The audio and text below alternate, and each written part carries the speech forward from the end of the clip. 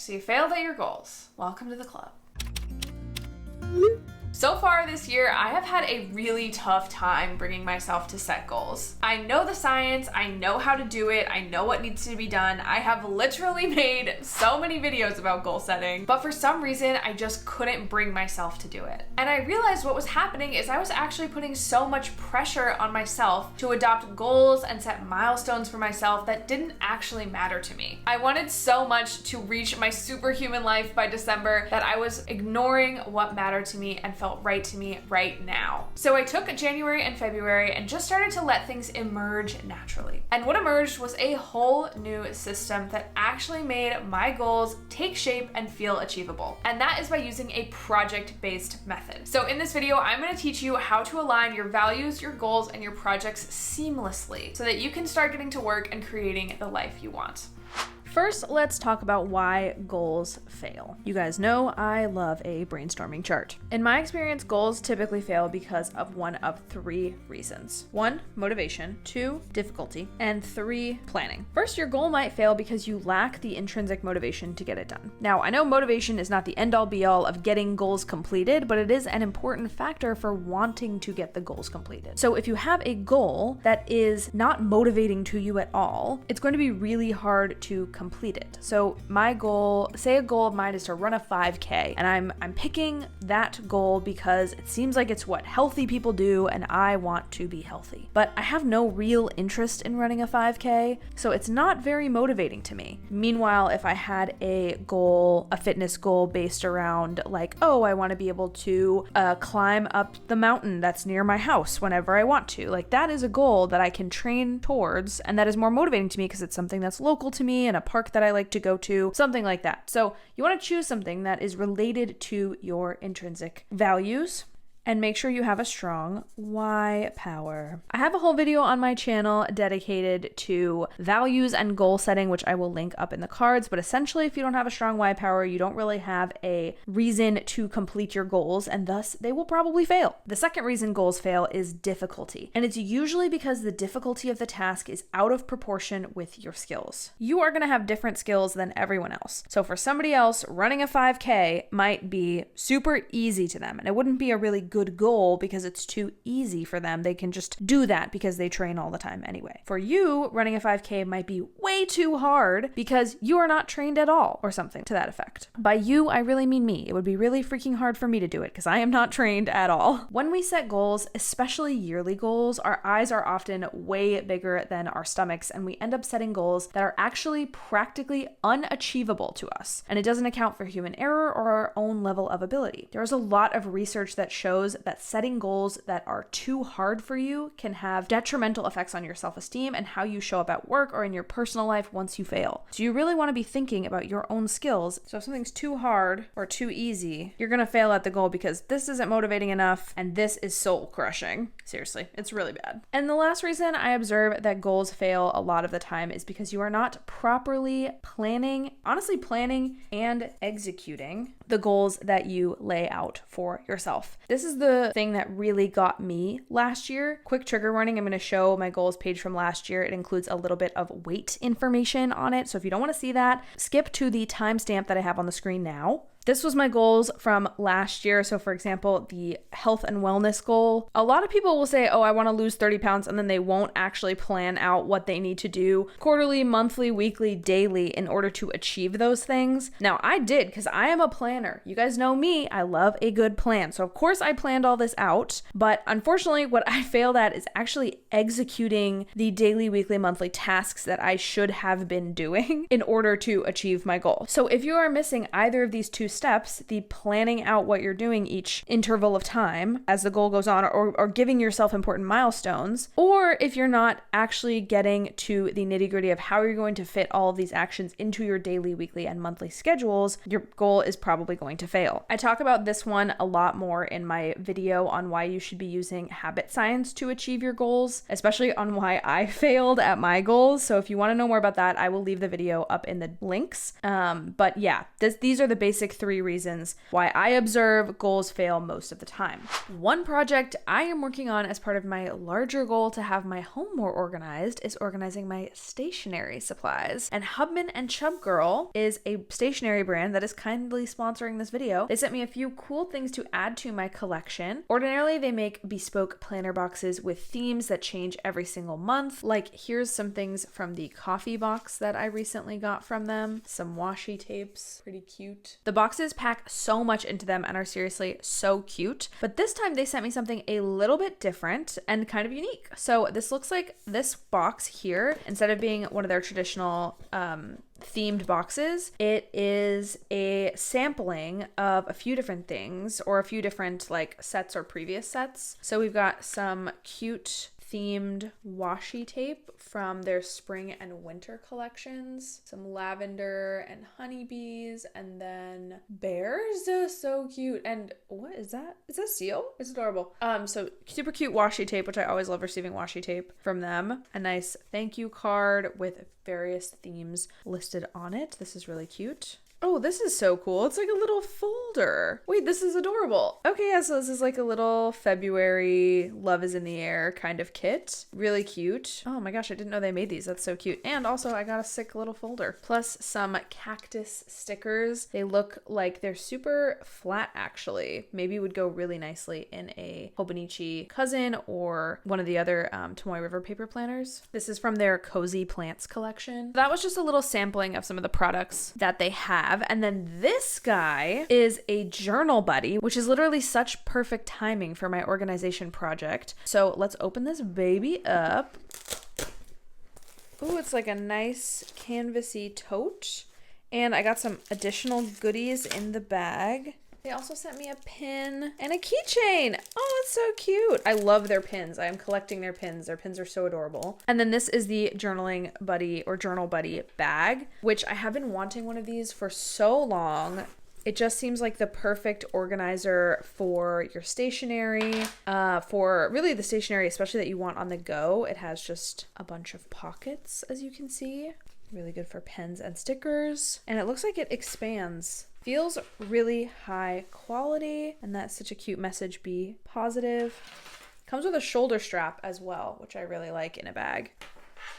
So yeah, this is going to be so perfect for when I reorganize my stationery supplies. I feel like this is going to be the bag that I keep just my current and most used stuff in. So I'm really excited to set that up. I'm going to have a whole video on that project next month, so stay tuned for that. But in the meantime, thank you to Hubman and Chub Girl for sponsoring. And if you want to see me use this baby in action as I organize my supplies, check in next month as I will have a video about this project up in March. And if you want to snag a journal buddy for yourself, head to my link in the description down below and enter the code Rachelle15 for 15% off. Okay, let's get back to the importance of projects.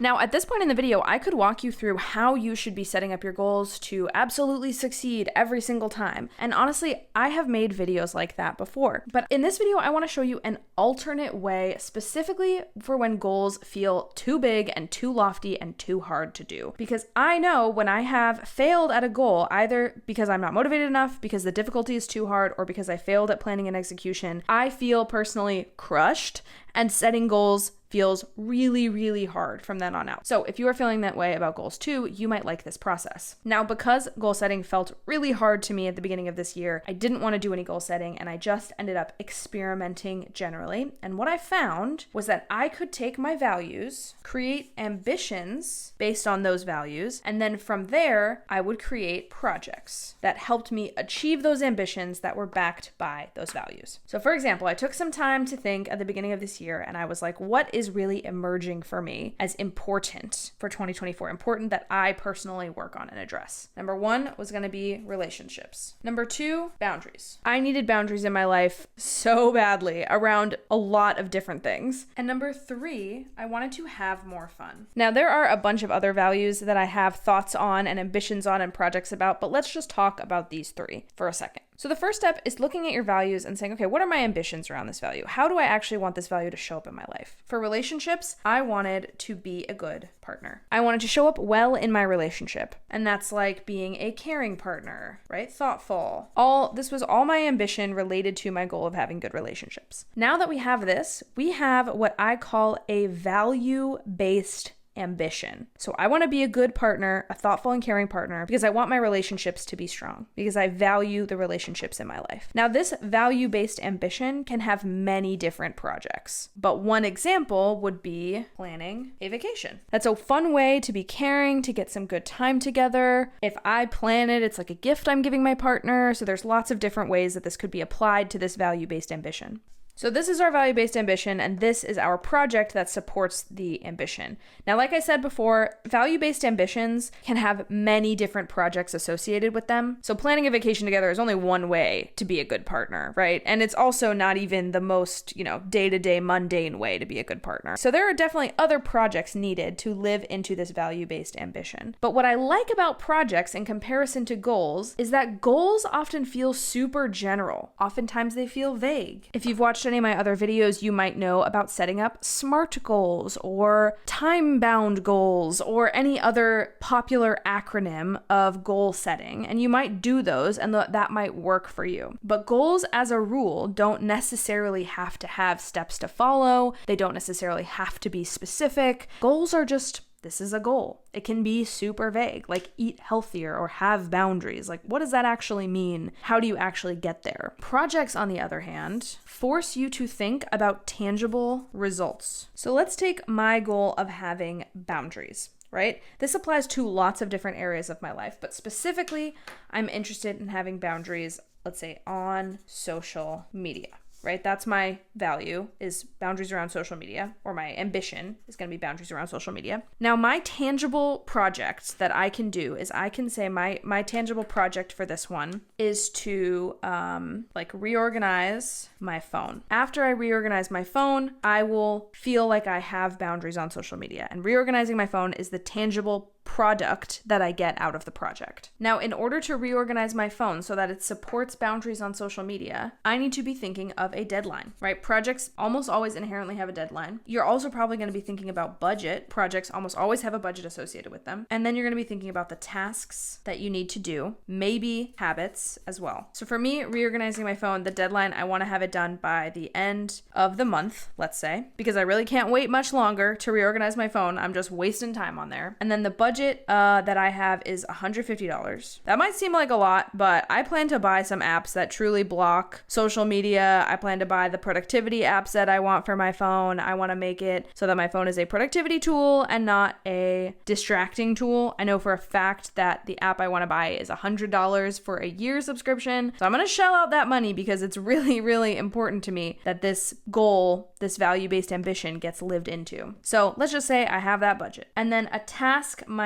be research social blockers. So apps that block social media. I already have done this, but let's say that's a task. And then a habit might be no phone before bed, right? So all of these sort of tangible, practical things go into project setting, but they don't necessarily go into goal setting. Basically, projects necessitate you thinking about things like timeline, tasks, budget, capacity, things that nebulous goals do not cover. So let me give you a little handy chart that will help you with this process compared to this chart, which is just, it's messy now.